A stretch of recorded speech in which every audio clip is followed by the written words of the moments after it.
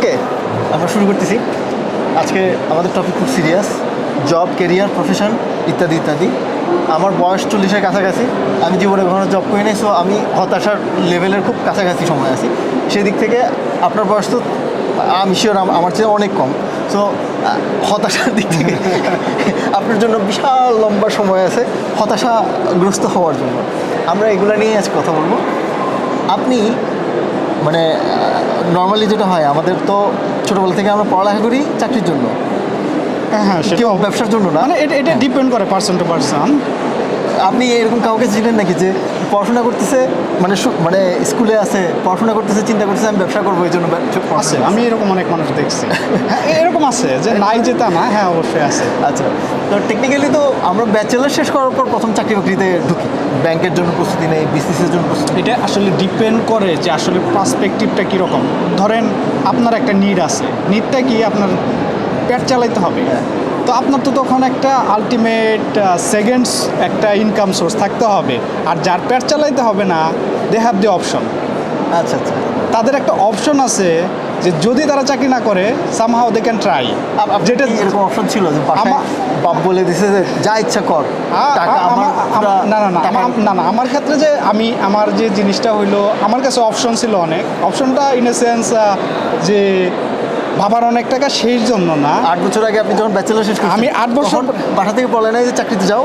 8 বছর আগে আমি যখন ব্যাচেলর শেষ করছি, আমার ব্যাচেলর লাইফটা ছিল অনেকটা লাক্সারি। কি জন্য?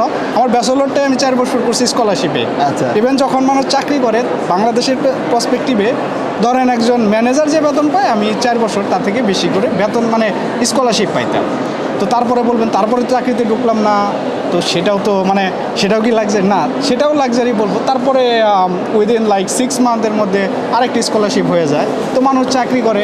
ইন দ্যাট কেস দেখা গেছে আমার ক্ষেত্রে ওটাও একটা চাকরি বলতে পারেন, আবার স্কলারশিপ গভর্নমেন্ট যেটা হলো, সেটাও মানে যে কোনো বাংলাদেশের যত মানে ইন্ডাস্ট্রিতে যারা কাজ করে তাদের যে হাইস্ট লেভেলে থাকার পর যে স্যালারি, ওই রকম একটা অ্যামাউন্ট পাওয়া যায়। দেখা গেছে বাংলাদেশে তো না, বাংলাদেশের বাইরে। তো এরপরে দেখা গেছে 2 বছর ওইভাবে চলে গেল, তো চাকরি তো করা হলো না। বাট এটাকে লাক্সারি বলবো না, এটা বলবো যে আমার একটা ব্লেসিং বা অপশন ছিল, বাট এটা সবার ক্ষেত্রে থাকে না। তো তারপরে বলবেন যে তারপরে কি হলো, এইভাবে গেল। হ্যাঁ 4 বছর আপনি চাকরি করেন নাই, সো না করি নাই তা না, চাকরি করা না করার মাঝে অনেক কিছুই ঘটনা ঘটছে। তো তারপরেও আবার ধরেন ইরাসমাস মন্দোস আসলো, সেটাও একটা চাকরির মতো। এখানে একটু কম অ্যামাউন্ট পাইতাম, যেটা 1400 ইউরো, আগের থেকে কম, মানে তুলনামূলকভাবে হাফ বলা যায়। আগেরটা অনেক অ্যামাউন্ট ছিল, এখনটাই 8 বছর আগে আপনার ক্লাসমেট যে ব্র্যাক ব্যাংকে ঢুকছে অথবা কোনো ব্যাংকে চাকরিতে ঢুকছে, 8 বছর পর তার স্যালারি তো মোটামুটি লাখ দেড়েক, গাড়ি বাড়ি অ্যাপার্টমেন্ট কিস্তি চলতেছে। আপনার মাঝে মধ্যে রিগ্রেট হয় না যে চাকরি বাকরি হইল না? Well depend. আমি বললাম না যে মানুষের চাওয়া, মানুষের ইচ্ছা, মানুষের স্বপ্ন। এখন ধরেন একজনের রিক্সা চালায়, এর একটা স্বপ্ন আছে, যে টেম্পো চালায়, এর একটা স্বপ্ন আছে, যে পরে তার একটা ওই যে বলেন চাকরি বাকরি স্বপ্ন করে দেখে। আসলে মধ্যবিত্ত ঘরের ছেলেমেয়েরা, গরিবেরাও চাকরি করার স্বপ্ন দেন। আর বড় লোকরা তো মনে করেন যে যত দামি চাকরি দেন ওরা করবে না, কারণ ওরা জীবনটা বুঝে। মনে করেন যে গরিব, ওরও একটা জীবন আছে, অর্গর্জিয়াস জীবন আছে, কারণ ওর হলো অভাব, ওটা হলো অর্গর্জিয়াস জীবন। আর যে বড় লোক, সে অভাবে অভ্যস্ত। হ্যাঁ, যে বড় লোক ওর সবই আছে, আর না পাওয়ার কিছু নাই, তার মধ্যে অনেক না পাওয়ার তৈরি হয়। তো ওরও মনে করেন যে, কিন্তু সব থেকে কঠিন একটা সিচুয়েশনের মধ্যে হইলো না পাওয়া না পাওয়ার মাঝখান দিয়ে যে যারা বড় হয়, যেটা হলো মধ্যবিত্ত, এদের সাংসারিক একটা ব্যাপার থাকে, চাওয়া না পাওয়ার একটা ব্যাপার থেকে এর মধ্যে একটা তৈরি হয়, খুব তৈরি হয়, জিদ তৈরি হয়। এর লিগে মনে করেন ভুগে বেশি হলে এই মধ্যবিত্ত ঘরের সন্তানরা চাকরি করতে হবে পুরা, মানে পড়ালেখার মেইন উদ্দেশ্যই হলো এখন চাকরি করতে হবে। কোনো প্যাশন নাই, কিচ্ছু নাই, কোনো স্বপ্ন নাই, কোনো ইচ্ছা নাই, চাকরি করো একটা। আমি চাকরির জন্য ইন্টারভিউ দিছি ব্যাচেলর শেষ হওয়ার পর 3টা। একটাতে হয়েছে এরকম যে আমাকে বলছে যে তুমি চাকরি করবে না, আমি যা বুঝছি, তুমি আমার ইন্টারভিউটা নিয়ে দাও। এরপরে যেটা হয়েছে যে আর চাকরির জন্য তেমন একটা চেষ্টা করে নাই। অনেকের ইন্টারভিউ দিছি, অনেক চাকরি বাকরি দেওয়া। তবে একটা জিনিস কি, আমি চাকরি করি নাই, কিন্তু আমি চাকরির জন্য অ্যাপ্লাই করছি। যদি আমি বলি আমার একটা শখ জাগলো যখন MBA করতেছি, তখন একটা শখটা এরকম, মানে আমার যদি কোনো একটা শখ জাগে যে আমি এটা করবো, ওটারে এমনভাবে করি না হওয়ার আগ পর্যন্ত ওটা ছাড়া যাবো না। তাহলে কি হয়, তো ভেঞ্চার ক্যাপিটালে কাজ করার বিশাল একটা শখ জাগলো। আচ্ছা। ভেঞ্চার ক্যাপিটাল কই আছে দুনিয়াতে? ইউরোপের আমার মনে হয় 1000-এর উপরে অ্যাপ্লাই করছি ভেঞ্চার ক্যাপিটালে, যে আমার এখানে ঢুকতে হইব, মানে MBA করতেছি, এখন ভেঞ্চার ক্যাপিটালের শখ জাগলো, তাহলে একটা কাজ করাই যায়।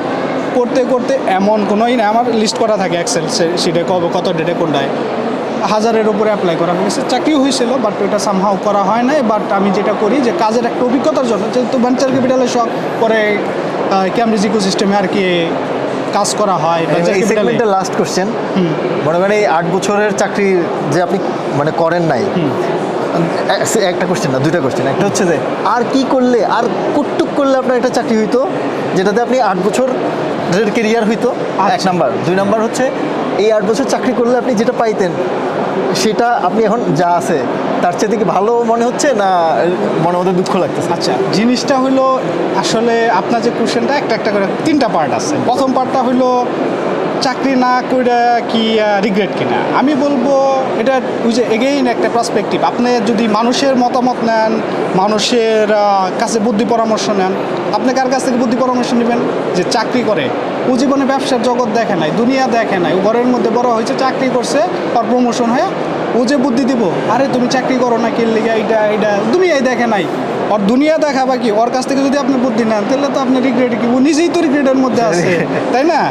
ধরেন আবার বলবেন যে আমি সব চাকরিজীবীরাই দেখছি যে হ্যাঁ। এট সাম পয়েন্ট তারা বলে যে একটা ব্যবসা করার ইচ্ছা ছিল, হ্যাঁ, তো ওই যে ব্যাপারটা বন্ধুরা মিলে একটা ব্যবসা ওই যে- খুলেও ওই যে- ওই যে- loss ওই যে, খায়। না পাওয়ার যে ব্যাপারটা, আসলে জীবনটা হইলো আমার যেটা মনে হয় অভিজ্ঞতার একটা আলোক। রিগ্রেট করার আসলে কিছু নাই, সবাই সাকসেসফুল হবে এমনও না, বাট যাত্রাটাকে ধরে রাখা। আর যারা চাকরি করতেছে তো তাদের যে অবস্থান, এখন আপনি যদি কম্পেয়ার করেন, এখানে আসলে কম্পেয়ার করার কিছু নাই। তো আপনি আপনার যাত্রায় আছেন, সে তার যাত্রায় আছে, আরেকজন। যখনই কম্পেয়ার করবেন তখনই আপনি ভুল পথে যাবেন, কারণ হলো আপনার স্যাটিসফ্যাকশন, আপনার চাওয়া তো তাদের সাথে মিলবে না, তাই না? ওকে, আপনি স্যাটিসফাইড? তা আমি তো 100% স্যাটিসফাই। Okay, কি জন্য আমার- স্যাটিসফাই? এই segment আমি শেষ। শেষ করি এটা এই segment শেষ। আমি শেষ করি স্যাটিসফাই এর লেগা। তো আমার যতটুকু, আমি চাকরিও করি নাই তা না, চাকরি করা না করার মধ্যে ছিলাম, চাকরিও কিছুদিন করা হয়েছে, মানে যেটাকে বলা হয় যে এক্সপিরিয়েন্সের জন্য, চাকরির career কেরিয়ারের জন্য না, কেরিয়ার যেটা স্বপ্ন, যেটা বিজনেস করা। তো এখন এইখানে আমি যে জিনিসগুলো পাইছি, অনেকের একেবারে হাইস্ট পিক পজিশনে আছে কেরিয়ারের।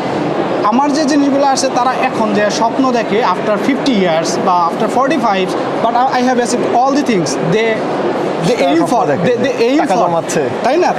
they aim for, but they have the career, right? But I don't have, but who knows what will happen in next.